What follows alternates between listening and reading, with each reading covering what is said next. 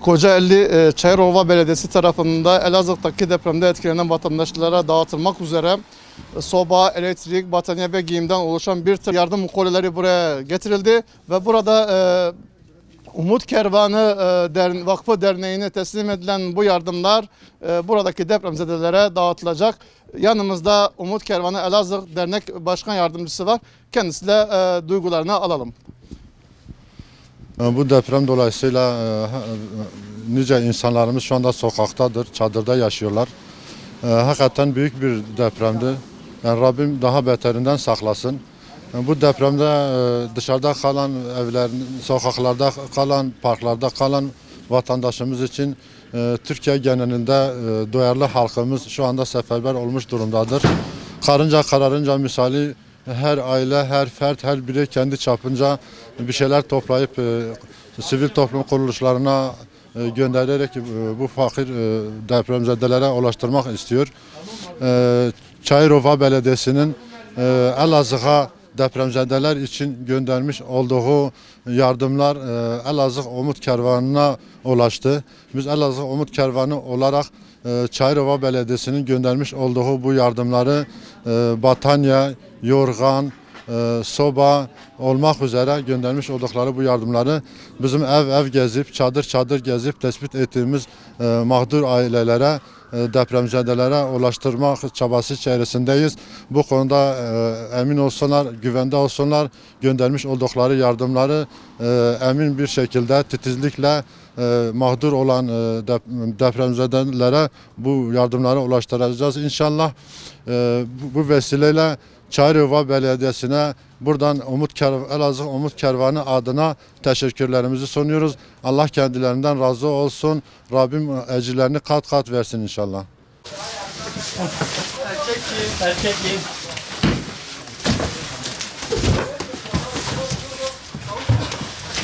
Arkayı erkek. İki çarpı.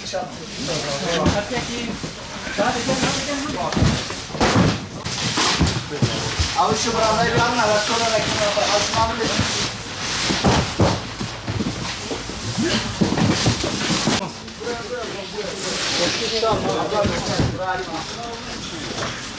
bence almaz.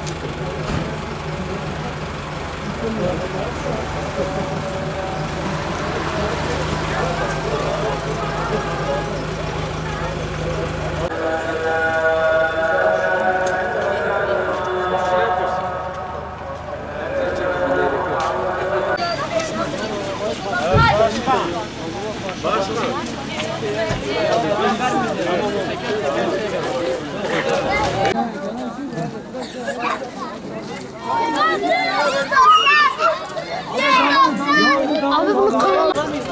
Abi ilerimize geçsin. Bir kapısın değil mi?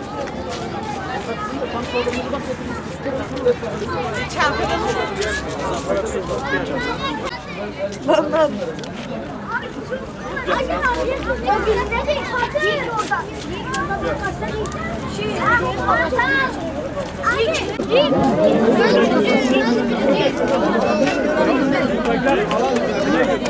Muhammed. Bir kişi gelsin. Bir kişi gelsin. Bir kişi gelsin. Abla sen gel ismini söyle. Ha öbür çadıra geçeceksin sen. Herkes kendi çadırına geçsin. 7 aylık 4 ya da 5 fark etmez. Bu aklında olsun abi. Tamam hocam. Yok, o yok.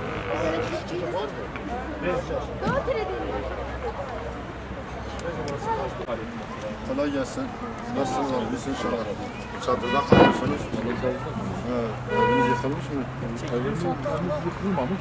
Çatlak var. Korkuyorsunuz yatır falan. Bunlar da patlanıyor. Bakanıyor. Tamam onu da diğer tarafa gidelim. Biz buraya kalalım. Allah'ım da bizi zaten.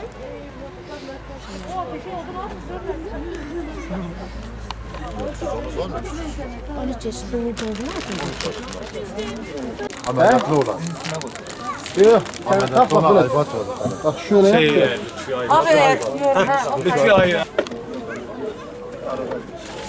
Ay böyle bebek gözleri falan var mı? Bebek bezi kaç numaraydı? Bu 4 numara, 4 numara. bir de 3. 2 tane var. Bakalım abi. Bana bir numara. Ver abi. Bura mı?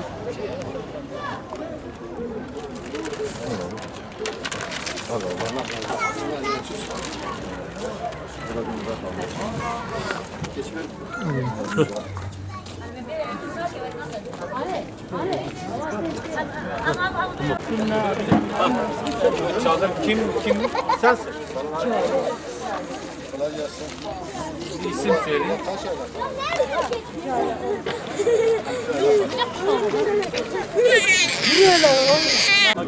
Geliyor abi. Geliyor. Evet,